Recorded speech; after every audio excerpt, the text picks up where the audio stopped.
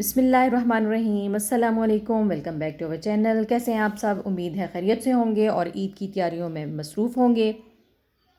ईद की मुनासबत से मैं आप लोगों के लिए एक ज़बरदस्त मीठे की रेसिपी लेकर आई हूँ, जो कि है शीर खुरमा। और ये शीर खुरमे की ऑथेंटिक और असली वाली रेसिपी है जी। तो शुरू करते हैं अपनी रेसिपी। बिस्मिल्लाहिर्रहमानिर्रहीम। 2 किलो मैंने दूध डाल लिया है। ये फ्रेश मिल्क है। आप डब्बे का दूध इस्तेमाल करना चाहें तो आपकी अपनी मर्ज़ी है। मैंने 2 किलो दूध लिया है और मैंने इसमें 4 से 5 इलायचियाँ डाल दी हैं और मैं इसको थोड़ी देर तेज़ आंच पर मैं इसको बॉईल करूँगी। जैसे ही इसमें 1 से 2 उबाल आ जाएंगे तो मैं चूल्हे का फ्लेम बिल्कुल स्लो कर दूँगी। लो पर रख कर मैं इसको गाढ़ा होने के लिए, ताकि दूध थोड़ा सा गाढ़ा हो जाए, तब तक हम दूसरे पैन में अपना बाकी चीज़ें तैयार कर लेते हैं। मैंने 2 चम्मच देसी घी ले लिया है। अगर आप देसी घी नहीं है आपके पास तो आप दूसरा घी इस्तेमाल कर लीजिए, लेकिन ये जहन में रखिएगा कि मैं 2 लीटर से यानी 2 किलो दूध से शीर खुरमा बना रही हूँ। अगर आप 1 लीटर इस्तेमाल करेंगे तो आप जितनी चीज़ें मैं क्वांटिटी बता रही हूँ उनका हाफ़ ले लीजिएगा। यानी अगर मैं 1 कप बता रही हूँ तो आप हाफ़ कप लेंगे। अगर मैं 2 टेबल स्पून बता रही हूँ तो आप 1 टेबल स्पून लेंगे जी। तो मैंने ड्राई फ्रूट्स ले लिए हैं। ये आपकी अपनी मर्ज़ी है जो आप डालना चाहते हैं। मैंने बादाम, पिस्ता, खोपरे की गिरी ले ली है और छुहारे ले लिए हैं। छुहारे की जगह अगर आपके पास छुहारे नहीं हैं और आप इसमें खजूरें भी ऐड कर सकते हैं। मैंने इन तमाम चीज़ों को 2-2.5 घंटे भिगो दिया था और उसके बाद ये सॉफ़्ट हो गए तो मैंने इनको आराम से लंबाई के रुख पर काट लिया है और इनको मैं फ्राई कर लूँगी 2 से 3 मिनट। साथ हमने जो दूध गड़ाने के लिए रखा हुआ है उसको भी हम ध्यान में रखेंगे और चम्मच चलाते रहेंगे ताकि दूध गिर ना जाए जी। तो जैसे ही वो ड्राई फ्रूट्स जो हैं हमारे फ्राई हो जाएंगे तो मैं इनको एक प्लेट में निकाल लूँगी और जो बाकी घी बच जाएगा उसमें मैं खशखाश और सवैयाँ जो हैं वो फ्राई करूँगी। खशखाश ले लिया मैंने 4 चम्मच और इसको मैंने बहुत अच्छे से धो लिया है। यानी इसमें मिट्टी बहुत ज़्यादा होती है, इसलिए आपको बहुत एहतियात करनी होगी इसको वॉश करते हुए।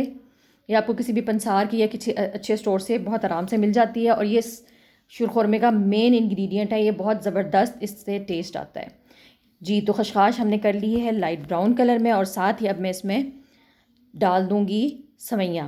सवैयाँ मैंने बहुत बारीक नहीं की हैं, ये पतली वाली सवैयाँ हैं और इनको मैंने थोड़ा बड़ा ही तोड़ा है। यानी कि ये तकरीबन 1.5 इंच कर लें या 1 इंच का एक, मतलब इतना मैंने इसको तोड़ा है। अब हम सवैयों को भी इसमें फ्राई करेंगे। जैसे ही इनका कलर थोड़ा थोड़ा सा चेंज हो जाएगा, यानी कि लाइट से थोड़ा डार्क ब्राउन की तरफ जाएगा, तो हम फ़ौरन से चूल्हा बंद करके सवैयों को ठंडा होने के लिए रख देंगे। हमने बहुत ज़्यादा इसको पकाना नहीं है, सिर्फ 2-3 मिनट, बल्कि 2-3 मिनट भी ज़्यादा हैं। जैसे इनका कलर चेंज होगा, क्योंकि घी तो पहले से बहुत गर्म है, तो हम इसको बिल्कुल हल्का सा कलर चेंज होने पर हम इसको ठंडा होने के लिए रख देंगे, चूल्हा बंद कर देंगे। ये आप देख रहे हैं। अगर अभी तक आपने हमारे चैनल को लाइक और सब्सक्राइब नहीं किया तो हमारी बेल की घंटी को दबाइए और हमारे चैनल को सब्सक्राइब कीजिए जी। तो दूध चूँकि गाढ़ा हो चुका हुआ है, इसमें हम पहले से रोस्ट किए हुए तमाम ड्राई फ्रूट्स यानी खुश्क मेवाजात डाल रहे हैं। मैंने अभी तक इसमें किशमिश ऐड नहीं की, क्योंकि किशमिश भी बताई हुई है इंग्रेडिएंट्स में, आप देख लीजिएगा उसमें किशमिश लिखी हुई है, लेकिन वो मैं अभी नहीं ऐड कर रही क्योंकि वो बहुत सॉफ्ट होती है, वो फिर बहुत ज़्यादा पक जाती है। मैंने 2 से 3 मिनट तक ड्राई फ्रूट्स को जो है वो अच्छे से पका लिए दूध में, ताकि वो सॉफ्ट हो जाएं, जैसे खजूरें हैं या छोहारे हैं और खोपरा है। अब इसके बाद मैंने सवैयाँ ऐड कर दी हैं। सवैयाँ मैंने बहुत ज़्यादा पकानी नहीं है। मैंने सवैयाँ ऐड करते ही मेवा यानी किशमिश भी डाल दी है और मैं इसमें 1 कप चीनी भी डाल रही हूँ। आप चीनी की जगह कंडेंस मिल्क भी यूज़ कर सकते हैं।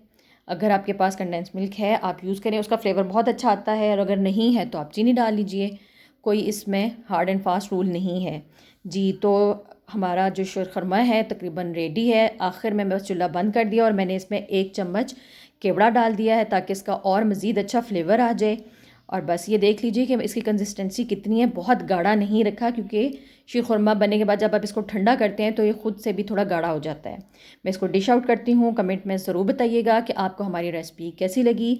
इंशाल्लाह फिर मिलते हैं किसी नई रेसिपी के साथ। तो हमें याद रखिएगा।